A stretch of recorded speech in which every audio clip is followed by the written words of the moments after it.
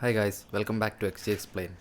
So നമ്മൾ ഇന്ന് discuss ചെയ്യാൻ പോകുന്ന ടോപ്പിക് ഇന്നലെ നടന്ന പ്രീമിയർ ലീഗ് ഗെയിംസാണ്. ലാലിഗ ഗെയിംസ് ഒരു ഗെയിം ഉണ്ടായിരുന്നു ബാഴ്സലോണയുടെ, പക്ഷേ എനിക്കത് കാണാൻ പറ്റിയില്ല. അപ്പോൾ നമുക്കിന്ന് ഇന്നലെ പ്രീമിയർ ലീഗിൽ നടന്ന ഫിക്സ്ചേഴ്സിനെ പറ്റി നമുക്ക് ഡിസ്കസ് ചെയ്യാം. അപ്പോൾ ഇന്നലെ ആദ്യം ഒരേ ടൈമിൽ നടന്ന ഗെയിമാണ്. ഫസ്റ്റ് ചെൽസി വേഴ്സസ് എവർട്ടൺ ആണ് സ്റ്റാംഫോർഡ് ബ്രിഡ്ജിൽ. ആ ഗെയിം 2-0 ചെൽസി ജയിക്കുകയാണ് ചെയ്തത്. കോൾ പാമറുടെ ഗോളിലും മലഗുസ്തോയുടെ ഗോളിലുമാണ് ജയിച്ചത്. ആൻഡ് ഇന്നലെ ഒരു 55th മിനിറ്റ് വരെ ചെൽസി ഒരു ഓൾമോസ്റ്റ് ഒരു നല്ല കൺട്രോളായിരുന്നു. ആൻഡ് എവർട്ടണിന് 2-3 ചാൻസൊക്കെ ഉണ്ടായിരുന്നു. അല്ലാതെ it was clearly Chelsea's game. പക്ഷേ അത് കഴിഞ്ഞ് എനിക്ക് തോന്നുന്നത് എൻസോ മറസ്കയുടെ സബ്സ്റ്റിറ്റ്യൂഷൻസ് കൊണ്ടാവാം, അതായത് ചെൽസി ഗെയിമുകൾ ഓഫ് ചെയ്യാൻ ഭയങ്കര പാടുപെടുന്ന പോലെ തോന്നുന്നുണ്ട് ഈയിടെയായിട്ട്. അതായത് എസ്പെഷ്യലി കഴിഞ്ഞൊരു 3-4 ഗെയിംസായിട്ട് തോക്കുന്ന ഗെയിമുകളാണെങ്കിലും ഡ്രോ ആവുന്ന ഗെയിമുകളാണെങ്കിലും സബ്സ്റ്റിറ്റ്യൂഷൻസ് അത്ര നന്നാവുന്നില്ല എൻസോ മറസ്കയുടെ. ആൻഡ് ടീം സെലക്ഷൻ നന്നാവാറില്ല. പക്ഷേ ഈ പ്രാവശ്യം സ്റ്റാർട്ടിങ്ങിൽ അവൻ നന്നായിരുന്നു. And Cole Palmer is back and he's well and truly back. അതുകൊണ്ടാണ് ഗോളും അടിച്ചിട്ടുണ്ട് പുള്ളി. He played a very good game. പുള്ളി ഇപ്പോഴും വീക്ക്ലി 3 ഗെയിംസ് വീക്ക് കളിക്കാൻ പറ്റുന്നൊരു ഫിറ്റ്നസ്സിൽ എത്തിയിട്ടില്ല. അത് പ്യൂബിൾജിയ വന്നൊരു പ്ലെയറാണ്. അപ്പോൾ ഐ തിങ്ക് അത് എൻസോ മറസ്ക നല്ലോണം ഡീൽ ചെയ്യുന്നുണ്ടാവും. അതുകൊണ്ടാണ് പുള്ളിക്ക് 3 കളി സ്റ്റാർട്ട് ചെയ്യാൻ പറ്റില്ല. പക്ഷേ ഇന്നലെ he had A game and he really played well. നല്ലോണം കളിച്ചു കോൾ പാമർ, പറയാതിരിക്കാൻ പറ്റില്ല. ആൻഡ് എവർട്ടൺ ലാസ്റ്റ് ഒരു 10-15 മിനിറ്റ് ആയപ്പോഴത്തേക്ക് എവർട്ടൺ കുറേ ചാൻസുകൾ ക്രിയേറ്റ് ചെയ്യുന്നുണ്ടായിരുന്നു. അതായത് അവർ അടിച്ചില്ല എന്നുള്ള രീതിയിലായിപ്പോയി. ആൻഡ് ഒരു ലാസ്റ്റ് 20 മിനിറ്റ് കണ്ടാൽ തോന്നുന്നു Everton should have at least got a point from the game. പക്ഷേ അവർക്കത് കിട്ടിയില്ല. പക്ഷേ still Chelsea had the game in their hands. അവർ അത്യാവശ്യം നല്ല രീതിക്ക് തന്നെ കളിച്ചു ആ ഗെയിം. അപ്പോൾ അത് 2-0 ജയിച്ചു. ആൻഡ് ഇമ്പോർട്ടൻറ്റ് 3 points ആണ്. കാര്യം കഴിഞ്ഞ ബോൺമൗത്തായിട്ട് ഡ്രോ ആയി, ലീഡ്സായിട്ട് തോറ്റു. അപ്പോൾ ഇതെല്ലാം കൂടെ നോക്കുമ്പോൾ അവർ ആ കളികളൊക്കെ ജയിച്ചിരുന്നെങ്കിൽ സത്യം പറഞ്ഞ് ഇപ്പോൾ പോയിൻറ്റ്സ് ടേബിളിൽ അവർ സത്യം പറഞ്ഞ് ഇച്ചിരി കൂടെ മുകളിലിരുന്നേനെ. അപ്പോൾ അതുണ്ടായിട്ടില്ല. അപ്പോൾ എനിക്ക് തോന്നുന്നു ആ കളികളും കൂടെ ഉണ്ടായിരുന്നെങ്കിൽ they would have been in a better position. അപ്പോൾ നമുക്ക് നോക്കാം ഇനി അവർ ഇനി എങ്ങോട്ട് പോകുമെന്ന്. അടുത്ത കളി നടന്നത് ലിവർപൂൾ വേഴ്സസ് ബ്രൈറ്റൺ ആണ്. അത് വളരെയധികം കോൺട്രവേഴ്സിയുള്ളൊരു ഗെയിമാണ്. കാര്യം ബിഫോർ ദ ഗെയിം എല്ലാവർക്കും അറിയാം സല കളിക്കോ ഇല്ലയോ എന്ന് കുറേ പേർക്ക് ഡൗട്ടായിരുന്നു. അതിന് ശേഷം അർനെ സ്ലോട്ട് പ്രസ് കോൺഫറൻസിലെന്ന് പറയുന്നത് സംസാരിച്ചിട്ട് വിൽ ഹാവ് എ ഡിസിഷൻ എന്ന് പറയുന്നത് കഴിഞ്ഞാൽ അന്ന് രാത്രി വരെയാണ് സല ഇസ് ഇൻ ദ സ്ക്വാഡ് എന്ന് പറയുകയാണ്. അത് കഴിഞ്ഞ് ബ്രൈറ്റനായിട്ടുള്ള ഗെയിം തുടങ്ങി. അപ്പോൾ വാമപ്പിലൊക്കെ കാണുമ്പോൾ തന്നെ ഹി വാസ് വെരി ഹാപ്പി. സല അതായത് ഒരു ഇങ്ങനത്തെ ഒരു കാര്യം നടക്കാത്ത രീതിയിലാണ് സല പിച്ചിൽ ബിഹേവ് ചെയ്യുന്നുണ്ടായിരുന്നത് വാമപ്പിലൊക്കെ. അത് കഴിഞ്ഞ് വാമപ്പ് കഴിഞ്ഞു, ഗെയിം തുടങ്ങി. 10-25 മിനിറ്റ് ആയപ്പോൾ ജോ ഗോമസ് വീണു. ജോ ഗോമസ് നല്ലോണം കളിക്കായിരുന്നു ആ ഗെയിം ഇതുവരെ. ജോ ഗോമസ് വീണു. അപ്പോൾ സല വരികയാണ്. സല വന്നു പിച്ചിൽ. ആൻഡ് ഓൾറെഡി അതിന് മുമ്പ് എക്കിട്ടിക്ക് ഗോൾ അടിച്ചിരുന്നു. എക്കിട്ടിക്ക് 46th സെക്കൻഡിൽ ഗോൾ അടിച്ചു. മിൻറ്റയുടെ ഒരു എററിനാണ് ഗോൾ വന്നത്. മിൻറ്റ് സ്വന്തം ഹാഫിൽ കീപ്പറിന് പാരലിൽ നിൽക്കുമ്പോൾ നേരെ ഒരു ക്രോസ് ഇടാൻ നോക്കി. അത് ജോ ഗോമസ് ഇൻ്റർസെപ്റ്റ് ചെയ്തു. അത് എക്കിട്ടിക്ക് കിട്ടി. എക്കിട്ടിക്ക് ഗോൾ. അത് ഒരു വോളിയാണ് അടിച്ചത്. അതിൻ്റെ അത് ഒരു കോൺഫിഡൻസ് സ്ട്രൈക്കറിൻ്റെ ഒരു ഗോളാണത്. കാര്യം ഒരിക്കലും സത്യം പറഞ്ഞു കഴിഞ്ഞാൽ അത് പറയാതിരിക്കാൻ പറ്റില്ല എക്കിട്ടിക്കെ പറ്റി. കാര്യം എനിക്ക് തോന്നുന്നത് ഈ ലിവർപൂൾ ഇത്രയും 450 million സ്പെൻഡ് ചെയ്തതിൽ ഏറ്റവും കൂടുതൽ ആൾക്കാർക്ക് ഡൗട്ട് ഉണ്ടായിരുന്നൊരു സൈനിങ് ആണ് ഹ്യൂഗോ എക്കിട്ടിക്കെ. കാര്യം കുറേ ഡേറ്റ കൊണ്ടുവന്നിട്ട് ആൾക്കാർ പറഞ്ഞു -7 something ആണ് XG.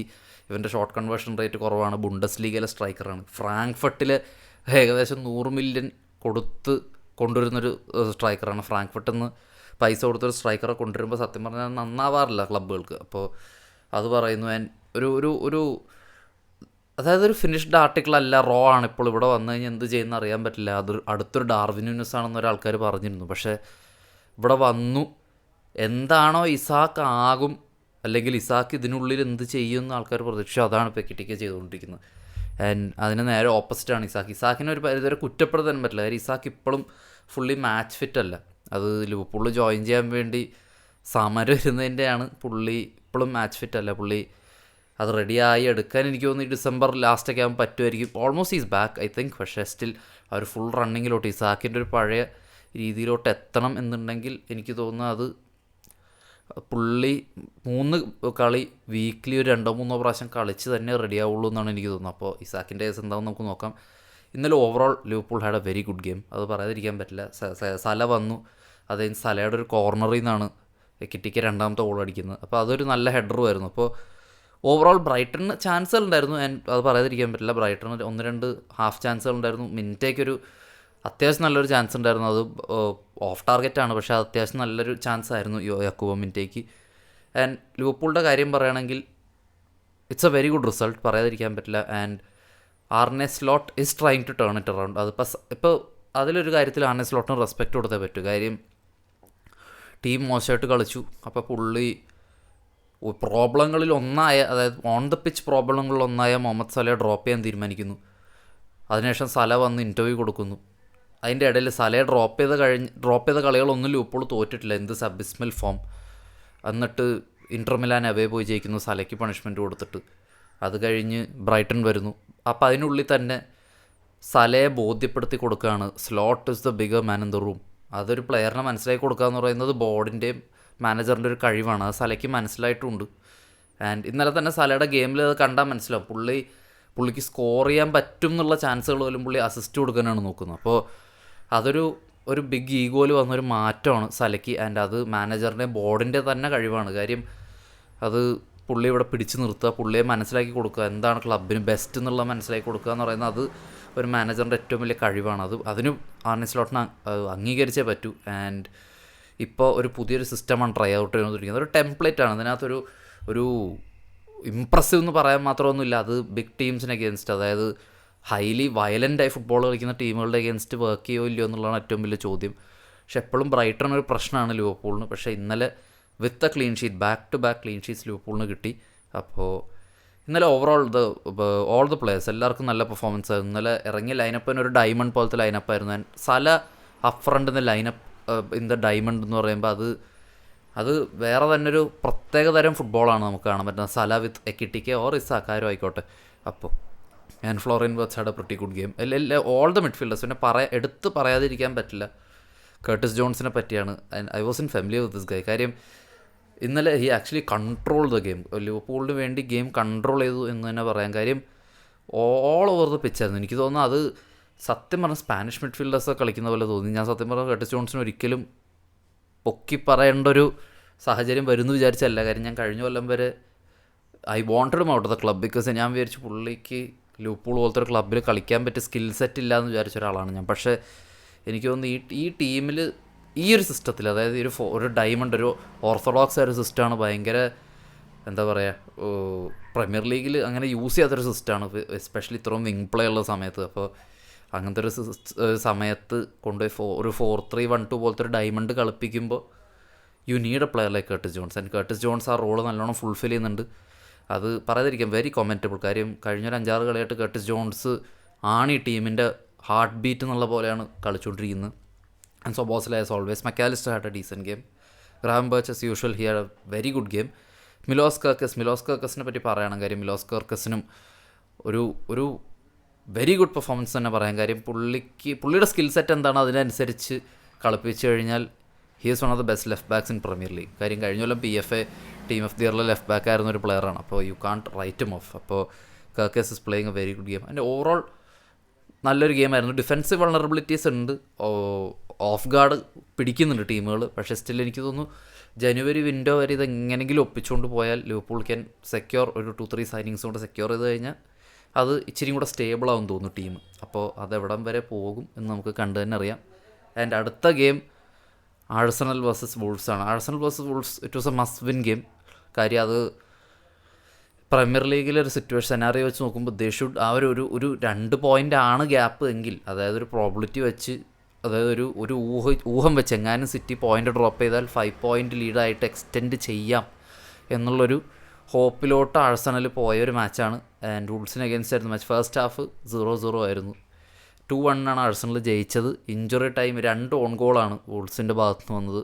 അങ്ങനെയാണ് ആഴ്സണൽ ജയിക്കുന്നത്. ആൻഡ് ഗെയിമിനെ പറ്റി പറയുകയാണെങ്കിൽ ഫസ്റ്റ് ഹാഫ് വൂൾസ് എന്തിനാണോ വന്നത് വൂൾസ് അത് തന്നെ ചെയ്തു. വൂൾസ് ഒരു 5-3-2 എന്ന് പറഞ്ഞൊരു ബ്ലോക്ക് ഇട്ടിട്ട് അവിടെ അങ്ങ് ഇരുന്നു. അവർ നീങ്ങിയില്ല അവിടെ നിന്ന്. അവരത് ഇട്ടിട്ട് നിങ്ങൾ എന്തെങ്കിലും ചെയ്യാൻ പറ്റുമെങ്കിൽ ചെയ്യുന്നുള്ള രീതിയിൽ ഇരുന്നു ആഴ്സണലിൻ്റെ അടുത്ത്. ഫസ്റ്റ് ഹാഫിൽ അത് ഓൾമോസ്റ്റ് വർക്കും ചെയ്തു. കാര്യം വളരെ പ്രഡിക്റ്റബിൾ ആയിരുന്നു ആഴ്സണലിൻ്റെ അറ്റാക്കുകൾ. എസ്പെഷ്യലി തെസേ ആയാലും യോക്കിയറസിന് ബോൾ കിട്ടുമ്പോൾ തന്നെ അറിയാം യോക്കിയറസ് എന്താ ചെയ്യാൻ പോകുന്നത്. ആൻഡ് ഇങ്ങനത്തെയൊക്കെ ടീമുകളുടെ അഗേൻസ്റ്റാണ് യോക്കിയറസ് അതോറിറ്റി കാണിക്കേണ്ടത്. പക്ഷേ യോക്കിയറസ് അത് ചെയ്തിട്ടില്ല. അപ്പോൾ അതായത് വളരെ പ്രഡിക്റ്റബിൾ ആവുന്നുണ്ട് യോക്കിയറസ് എല്ലാം ഇത് വിത്ത് ദ ബോൾ. അത് ബോൾ കിട്ടിക്കഴിഞ്ഞാൽ പുള്ളി ഡിഫൻഡേഴ്സിനെ വൈഡിലോട്ട് സ്ട്രെച്ച് ചെയ്യാൻ നോക്കും. പക്ഷേ വൈഡിലോട്ട് സ്ട്രെച്ച് ചെയ്ത് അവിടുന്ന് ഒരു പാസ് കൊടുക്കാൻ മാത്രമുള്ള ടെക്നിക്കൽ എബിലിറ്റി ഇല്ലാത്തൊരു സ്ട്രൈക്കറാണ് വിക്ടർ യോക്കെറസ്. ഭയങ്കര സ്റ്റിഫാണ് പുള്ളി ഓൺ ദ ബോൾ. അത് പ്രീമിയർ ലീഗിൽ അത് നല്ലോണം എവിഡൻ്റ് ആകുന്നുണ്ട്. കാര്യം ഫേസ് ചെയ്യുന്ന ഡിഫൻഡേഴ്സ് അങ്ങനത്തെ ഡിഫൻഡേഴ്സാണ്. അപ്പോൾ അവർ നല്ല രീതിക്ക് ഫിസിക്കലി ബുള്ളി ചെയ്ത് തന്നെ കളിക്കുകയും ചെയ്യും. അപ്പോൾ യോക്കിറസിൻ്റെ ഭാഗത്തുനിന്ന് അത് ഇമ്പ്രൂവ്മെൻറ്റ് വരുമെന്ന് ചോദിച്ചാൽ ഇല്ല. പ്രൈം കഴിഞ്ഞൊരു പ്ലെയറാണ്. അങ്ങനത്തെ ഒരു ഫിസിക്കൽ ആസ്പെക്റ്റിലോ അല്ലെങ്കിൽ ഒരു പ്ലെയർ ഒരു ട്രക്ക് പോലെ ആവുന്നത് അത് കോച്ച് ചെയ്ത് മാറ്റാൻ പറ്റുന്നൊരു കാര്യമല്ല. അപ്പോൾ പുള്ളിയുടെ സ്കിൽ സെറ്റിനനുസരിച്ച് ടീം മാറുക എന്നുള്ളതാണ്. അപ്പോൾ അതെങ്ങനെ ടീം ചെയ്യുമെന്ന് നോക്കാം. ആൻഡ് ഇന്നലെ ഓവറോൾ ഫസ്റ്റ് ഹാഫ് വളരെ ഡ്രൈ ആയിരുന്നു. സെയിം ഒരു ഫുള്ളി ഒരു 90 മിനിറ്റ്സും ഡ്രൈ ആയിരുന്നു. കാര്യം സാക്കയുടെ ഒരു കോർണർ പോസ്റ്റിൽ തട്ടി സാം ജോൺസ്റ്റൻ്റെ പുറത്ത് തട്ടിയാണ് അത് ഓൺ ഗോളായി മാറുന്നത്. അത് കഴിഞ്ഞ് വൂൾസ് തിരിച്ചടിച്ചു. ജെങ്കിലൊരു സ്ട്രൈക്കർ അവർ കൊണ്ടുവന്നിട്ടുണ്ടായിരുന്നു, അവരുടെ പേര് ഞാൻ പറഞ്ഞു. പുള്ളി 90th മിനിറ്റിൽ പുള്ളി പോയി ഈക്വലൈസ് ചെയ്യുന്നു. അത് കഴിഞ്ഞ് ഗബ്രിയേൽ സൂസ പിച്ചിൽ വരുന്നു. വീണ്ടും മോസ്കോറയുടെ തലയിൽ തട്ടി വീണ്ടും ഒരു ഓൺ ഗോൾ വരുന്നു. അപ്പോൾ 2-1 ജയിക്കുന്നു. And much needed result. അത് എങ്ങനെ ഗോൾ വീണാലും അതൊരു വളരെ ഇമ്പോർട്ടൻറ്റ് റിസൾട്ടാണ് എമിറേറ്റ്സിൽ ഓഫ് കോഴ്സ്. ആൻഡ് വൂൾസിൻ്റെ കൂടെയൊക്കെ ഡ്രോ ആവുക, ഞാൻ വൂൾസിന് ഒരിക്കലും ചെറുതായി കാണില്ല. 2 പോയിൻറ്റ് മാത്രമുള്ള ഒരു ടീമാണ്. അപ്പോൾ അവരായിട്ട് it's a must win against Wolves for any team. വൂൾസിന് മുകളിലുള്ള ഏതൊരു ടീമിനും വൂൾസിൻ്റെ അഗെയിൻസ്റ്റ് ജയിക്കുക എന്നുള്ളൊരു മസ്റ്റായിട്ടുള്ള കാര്യമാണ്. തോക്കുക അല്ലെങ്കിൽ ഡ്രോ ആവുകയൊക്കെ ആണെങ്കിൽ there something wrong with your team. അപ്പോൾ എനിക്ക് തോന്നുന്നത് ആഴ്സണലിൽ മച്ച് നീഡഡ് റിസൾട്ടാണ്. അപ്പോൾ ഇതിൽ അവരെങ്ങനെ ക്യാപിറ്റലൈസ് ചെയ്ത് നോക്കാം. ഇന്നിനി സിറ്റിയുടെ കളിയുണ്ട്. ആൻഡ് ആസ്റ്റൺ വില്ല അതിൻ്റെ തൊട്ട് താഴെയുണ്ട്. അപ്പോൾ എന്താവും ലീഗ് എന്ന് കണ്ടറിയാം. കാര്യം ഫസ്റ്റും സെക്കൻഡും തേർഡും മാത്രമല്ല, ഒരു 8th 9th പൊസിഷൻ വരെ നോക്കുകയാണെങ്കിൽ the league is very tight. ഒരിക്കലും ലീഗ് എഴുതിത്തള്ളാറായിട്ടേ ഇല്ല. എന്താണ് എങ്ങോട്ടാണ് പോകുന്നത് എന്നൊരു പിടുത്തവും ഇല്ല.